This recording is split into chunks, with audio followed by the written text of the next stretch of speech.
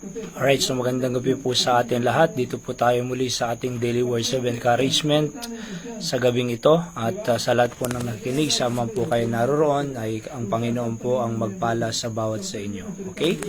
Tayo po ay manalangin before we read our text. Dakilang Diyos, bless niyo po ang aming pag-aaralan na inyong salita. Tulungan niyo po kayo na mayroong mapulot na prinsipyo at pwede namin isabuhay at i-apply sa aming pamilya, sa aming pong buhay Kristiyano. Encourage niyo po kami, kayo po ang may taas patawad sa kasalanang nagawa. In Jesus' name I pray. Amen. Sa Matthew 28:19 and 20, very familiar passage in the Bible. Sabi ng Bible po, "Go ye therefore and teach all nations, baptizing them in the name of the Father and of the Son and of the Holy Ghost, teaching them to observe all things whatsoever I have commanded you, and lo, I am with you always even unto the end of the world. Amen." Ito po ang Great Commission ng ating Panginoong Jesucristo bago po siya umakyat sa langit, after resurrection. And binilinan niya po yung kanyang church upang dalhin ang kanyang Great Commission sa buong mundo. Kaya nga ang responsibility po natin ay bilang isang church. And we dito po sa Candon Bible Baptist Mission is we are under Bible Baptist Church, Barani, Batac City, Ilocos Norte, under Pastor Sam. And meron po tayong mission na gagawin, at yan po ay dalhin ang kanyang ebanghelyo sa buong mundo, beginning in Candon, kapatid. Kaya nga dito po sa Candon City, merong 66,000 population and 42 barangays.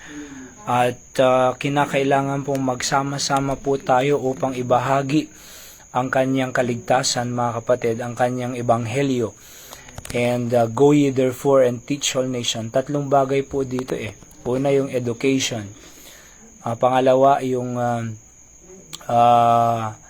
edification. Pangatlo yung education. Tatlong po yan. Evangelism, edification, and education. Yung teach all nation po dito, yan po yung evangelism. Alam po natin na the gospel is the only power of God unto salvation. Ang Candon City at ang mga tao buong mundo, we have 115 million population sa ating bansa. 7 billion, close to 8 billion na po ang population worldwide. At dito sa Candon, 66,000. Nag-uumpisa po tayo dito bilang isang mission. Kaya yan lang po ang pinaka-the best na kailangan po ng tao. Makilala siya, ang Panginoong Hesus, na siyang tagapagligtas. Kasi pag namatay po sila, kahit nasa kanila lahat ng material na bagay, pera, posisyon, edukasyon, wealth, sa impyerno naman sila pupunta, walang kwenta. Kaya nga po, mahalaga po itong evangelism, and we are responsible to do it. Dito po sa mga kapatiran sa Candon, sama-sama po tayo na dalhin ang ebanghelyo ngayong 2026 from Candon and beyond, sa ating bansa and even across the world by the grace of God. And also partnering with missionaries through giving our support sa kanila, yung able kakayanan po natin. Alright?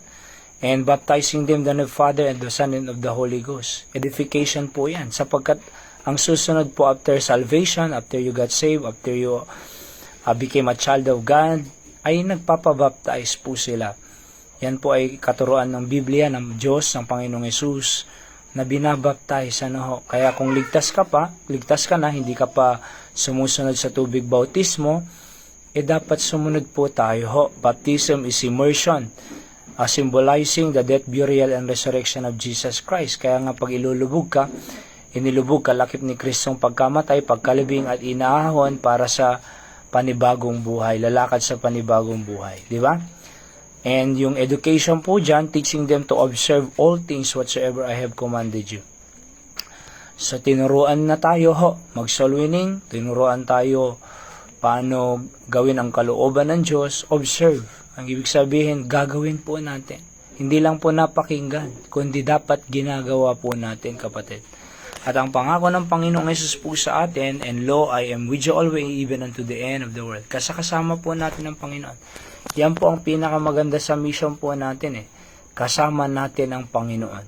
Hindi pababayaan ang ating pamilya, hindi pababayaan ang ating mga pangangailangan, pagkain, hindi pababayaan ang ating tulugan, ang ating mga gagamitin sa buhay, upang dalhin itong dakilang tagumpilin niya. Wala na po tayong ibang pinakamahalagang gagawin sa lupang ito bilang anak ng Diyos, bilang Kristiyano, sumampalataya sa Panginoon, bilang sariling tagapagligtas, kundi itong Great Commission. Okay? Sama-sama po tayo ngayong 2026 dalhin ang Great Commission ng Panginoon dito sa Kandon and beyond sa ating bansa and the world. Okay? Tayo manalangin. Dakilang Diyos, salamat po sa inyong salita.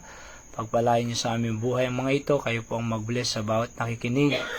At naway tunay nga na ma-fulfill namin ang Great Commission as you commanded us to do. So we cannot do anything but to do according to your command. Salamat po sa privilege na maglingkod sa inyo. Naway kayo pong maitaas. Patawad, Ama, sa kasalanang nagawa. Sampo ng aming pamilya, naway sama-sama po kami sa pagtugon ng ang inyong dakilang tagubilin. Ito po ang aking dalangin sa pangalan po ng Panginoong Hesus. Amen. Yan po ang ating daily words of encouragement ngayong gabi. Paalala po kung ano yung ating gagawin ngayong 2026. Sama-sama po tayo. Magandang gabi po sa lahat ng taga-Kandon, taga-Pangasinan, taga-Batak, sa ibang bansa, sa Asia, sa Amerika at iba-iba pang lugar. God bless you po. See you po on our next episode.